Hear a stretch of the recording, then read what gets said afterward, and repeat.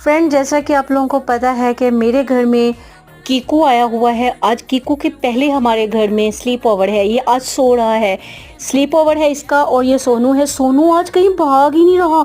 जब से कीकू आई हो, कीकू की वजह से यही है। पहले ये कभी छत पे चला जाता तो हम ढूंढते ही रह जाते थे, लेकिन कीकू जब से आ गई है, स्नो का भी दिल लग गया है। तो तुम्हें हमारी कीकू कैसी लगी? अच्छी लगी? इतने हैरान क्यों हो रहे हो? हम तुम्हारे लिए तो कीकू लाए। चलो गाइज, ये बहुत खुश हो गया। अगर आपको अच्छा लगा ये हमारा नया दोस्त कीकू, तो चैनल को सब्सक्राइब कीजिए और मज़ीद वीडियोस देखने के लिए।